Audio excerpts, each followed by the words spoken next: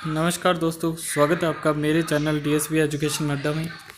तो चलिए शुरू करते हैं आज के एजुकेशनल न्यूज। कोरोना के बाद कैसी हो शिक्षा, ये मांगा सुझाव। मनोज सिसोदिया ने किया शिक्षा पर संवाद। शिक्षा में तकनीक को दे बढ़ावा, ये कहना है दिल्ली के उपराज्यपाल अनिल बैजल का।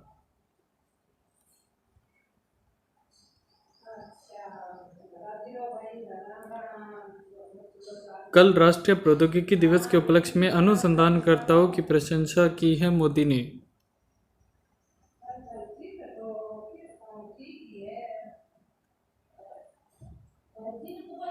वही यूजीसी ने विश्वविद्यालयों को कहा है कि विद्यार्थियों की समस्याओं को दूर करने को प्रकोष्ठ बनाए।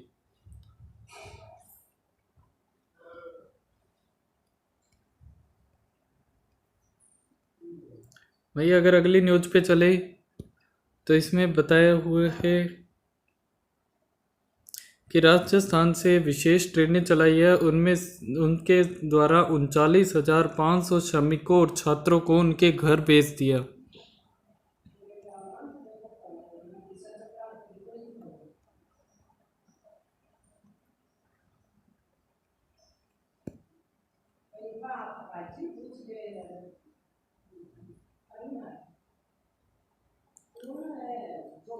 अगली न्यूज पे चले तो महामारी के चलते शिक्षा जगत के सामने बड़ा खतरा उत्पन्न हो गया है,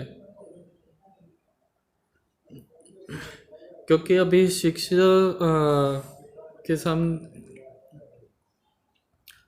और छात्रों और शिक्षकों की मदद के लिए विश्वविद्यालय अनुदान आयोग आगे आया। शैक्षणिक गतिविधियों से जुड़ी समस्या को लेकर सीधे संपर्क करने को कहा और उन्होंने इसके लिए एक हेल्पलाइन नंबर भी जारी किया जो कि है 0112323637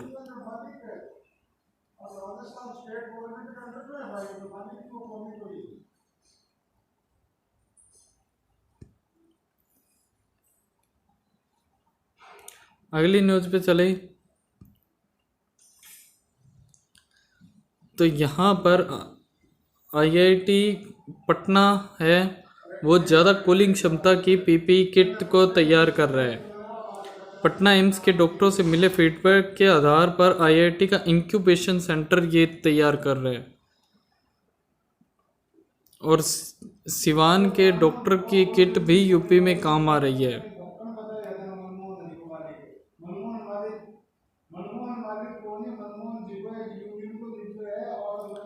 अगली न्यूज पे चले तो सीबीएसई ने यहाँ पर रेड और ऑरेंज जोन में आने वाले शिक्षकों की सूची मांगी है। शेष रही परीक्षा की तैयारी में विद्यार्थी लगे हुए हैं।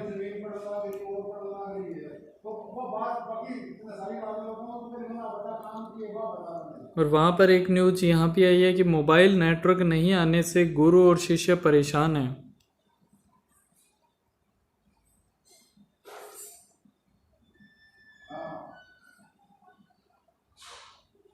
क्योंकि कई गांवों में ऐसा हाल है कि वहां पर मोबाइल की घंटी बजते ही मकानों की छत की ओर भागना पड़ता है। अगली न्यूज पे चले तो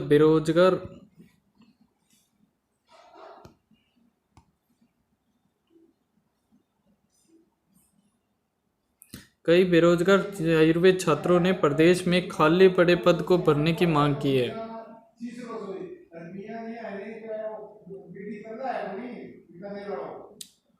अगली न्यूज पर चले तो आकाशवाणी सूरतगढ़ पर आज से शिक्षावाणी प्रारंभ हो गई है। कई छात्रों ने उत्साह दिखाया, माफ कीजिएगा, कल से चालू हो गई थी। ये विद्यार्थियों के लिए एक नया अनुभव है। सीबीईओ नरेश कुमार रेणवा ने बताया कि कई दशक पूर्व रेडियो पर कहानियां सुनते थे और नई पीढ़ी के लॉकडाउन के चलते रेडियो पर शिक्षावाणी कार्यक्रम से नया अनुभव ले रहे हैं। वहीं पर कहीं एकांत में तो कहीं सामूहिक रूप से ज्ञान सुना जा रहा है।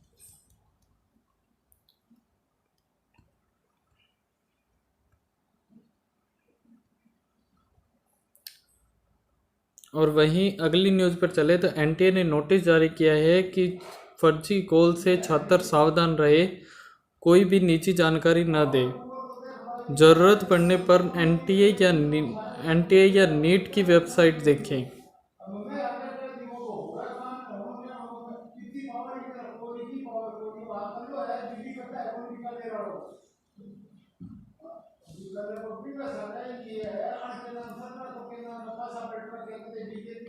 अगली न्यूज़ पर चले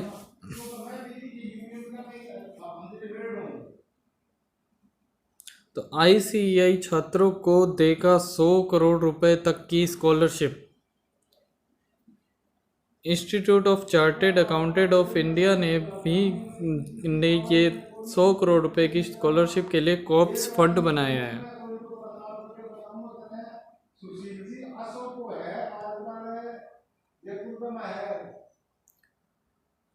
वहीं एक बार फिर इस न्यूज़ में आकाशवाणी और स्कूल शिक्षा विभाग के बीच हुआ एमओयू 55 मिनट का सीधा प्रसारण करवाया जाएगा।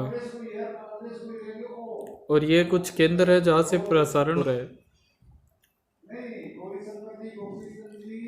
वही अगर अगली न्यूज़ पर चले तो परीक्षा कराने वाली एजेंसी अब तक तय नहीं हो पाई है। ये रेलवे भर्ती बोर्ड की परीक्षाओं को लेकर जॉब भर्ती परीक्षा तिथि घोषित होने का इंतजार कर रहे हैं। वही रेलवे बोर्ड ने अभी तक यही तय नहीं किया है कि परीक्षा के लिए कौन सी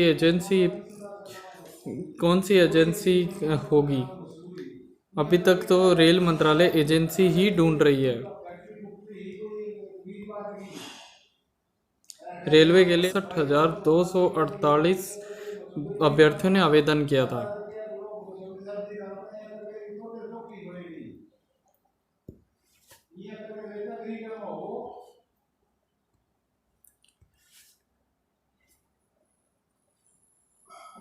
वही इसी बीच कोरोना के बीच एक अच्छी खबर आई है कि 20 दिन में रोगियों के ठीक होने की दर 15 से 60% तक पहुंच गई है।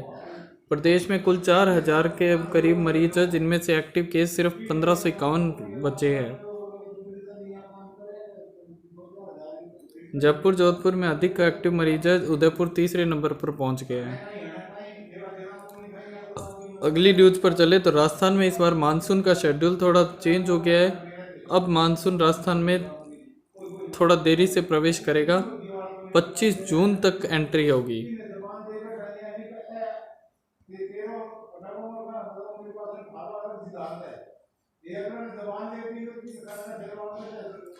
वही अगली न्यूज पर चले तो आईआईटी का 1 साल का पीजी कोर्स अब लॉन्च हो गया है।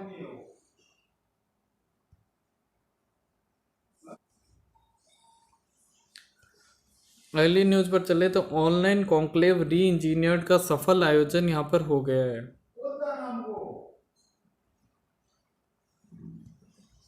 वहीं अगली न्यूज पर चले तो एमएनआईटी में शुरू हुई है फाइनल के छात्रों की ऑनलाइन परीक्षा।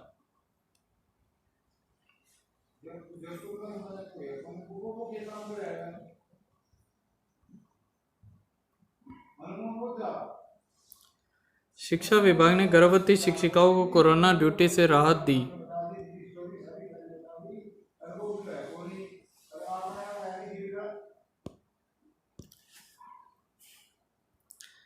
घर के पास ही सुपर स्पेशलिटी हॉस्पिटल में इंटर्नशिप कर सकेंगे फॉर्म डी स्टूडेंट।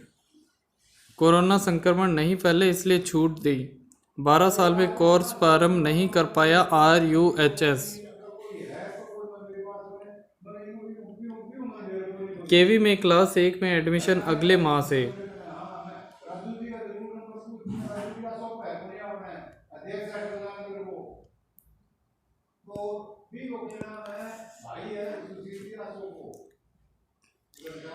ट्विटर में प्रदेश में टॉप 3 में ट्रेंड करते भर्तियों से जुड़े आंदोलन। महात्मा गांधी स्कूलों में भी प्रवेश जल्द प्रारंभ होगा।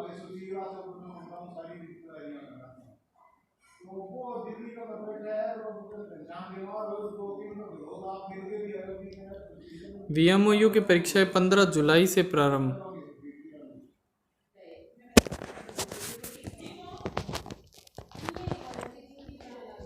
वहीं अगली न्यूज़ पर चले तो बाहर गए शिक्षकों को 15 मई तक पहुंचना होगा मुख्यालय। कर्फ्यू क्षेत्र के टीचर्स को कोई भी छूट नहीं।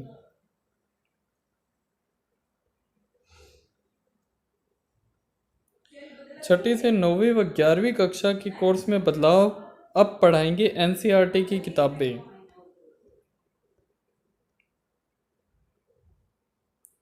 मुख्यालय छोड़कर रेड जोन में रह रहे शिक्षकों की ड्यूटी नहीं लगेगी, पीईईओ को लाइव लोकेशन भेजनी होगी।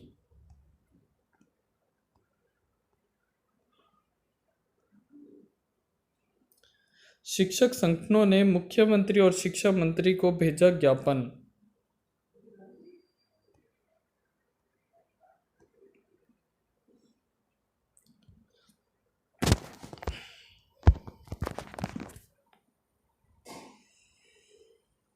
वही इसी बीच जयपुर से एक और खबर आई है कि 10वीं 12वीं की परीक्षाएं होगी, 10 दिन पहले जारी किया जाएगा टाइम टेबल।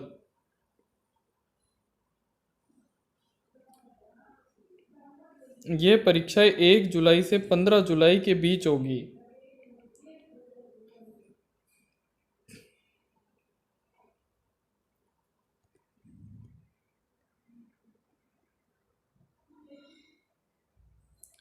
अगली न्यूज़ पर चले तो मुख्यालय से बाहर रह रहे कार्मिकों को जरूरत पड़ने पर ही लगाया जाएगा।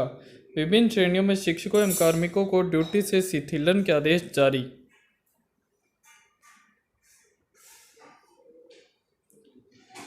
राजस्थान शिक्षक संघ के प्रदेश अध्यक्ष ईश्वर दयाल शर्मा व प्रदेश महामंत्री ब्रिजेंद्र शर्मा ने रविवार को मुख्यमंत्री और शिक्षा मंत्री को एक संयुक्त हस्ताक्षर युक्त ज्ञापन भेजकर मांग की है कि शिक्षकों को कोरोना ड्यूटी से मुक्त किया जाए।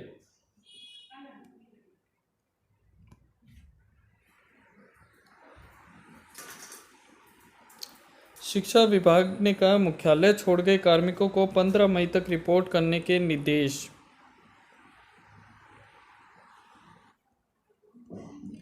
अब बात कर लेते हैं कुछ क्वेश्चनों की। पहला क्वेश्चन है कि थार योजना का उद्देश्य क्या है। तो कृषि में जो नए निवेश के लिए ट्रांसफॉर्मिंग एंड हार्वेस्टिंग एग्रीकल्चर और अलाइड सेक्टर इन राजस्थान योजना लाई जाएगी। ये थार की फुल फॉर्म है। इसके जरिए खेती में लागत को कम करना, किसानों की आमदनी में वृद्धि करना, कृषि प्रसंस्करण को प्रोत्साहित करना व राज्य के कृषि उत्पादों को ब्रांड राजस्थान के तहत देश एवं दुनिया के बाजारों तक पहुंचाना आदि नवाचार शामिल है।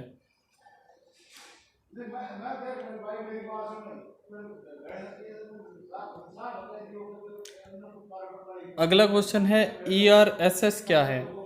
राजस्थान में अपराध पर नियंत्रण के लिए ERSS, जिसकी फुल फॉर्म है इमरजेंसी रिस्पांस सपोर्ट सिस्टम, विकसित किया जाएगा ताकि आपात स्थिति में 108 को की तर्ज पर 112 नंबर डायल करने पर एक निश्चित अवधि में मोबाइल पुलिस यूनिट घटनास्थल पर पहुंच सके।